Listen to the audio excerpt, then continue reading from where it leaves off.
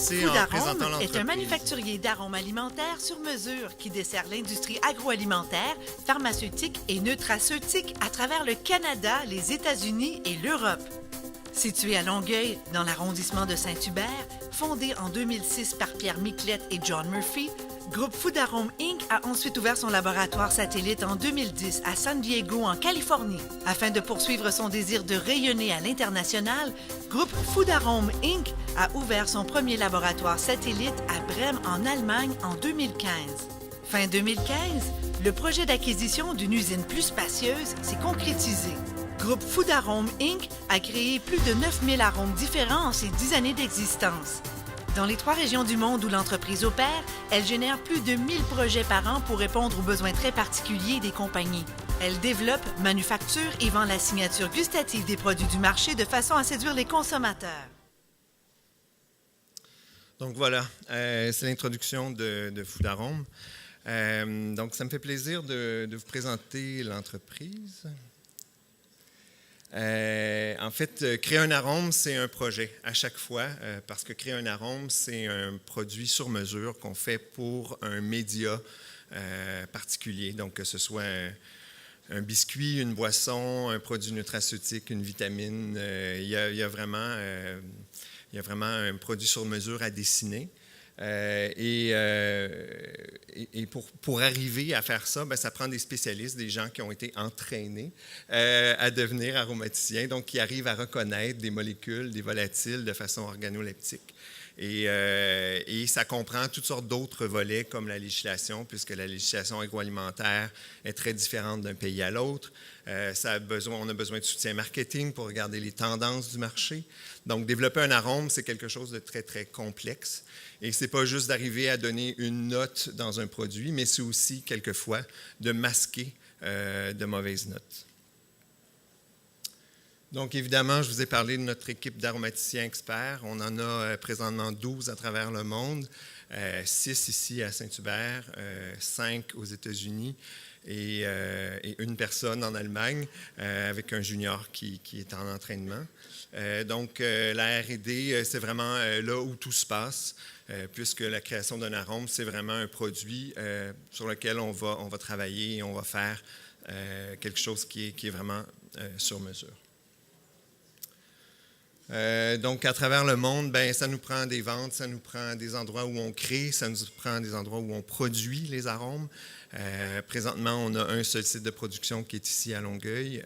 Par contre, on a des sites de création où on a des équipements GCMS, des cuisiniers, des applicateurs qui aussi vont utiliser les arômes pour créer et innover des nouveaux produits. Donc, on a ça à travers San Diego, Saint-Hubert et à Brême en Allemagne. On a différentes catégories d'arômes. Donc, on a évidemment tous les arômes qui sont du type fruité, donc bananes, pommes, poires, fruits tropicaux.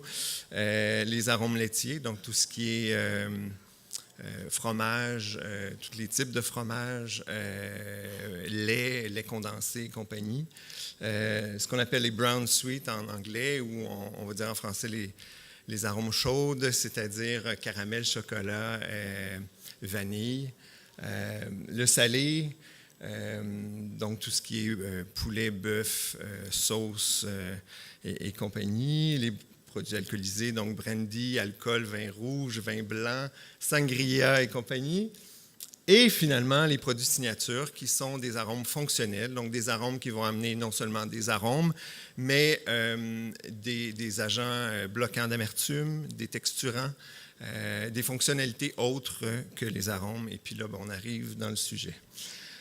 Évidemment, on va créer ça selon les besoins. Donc, ça peut être sans OGM, sans gluten, sans allergènes. Voilà.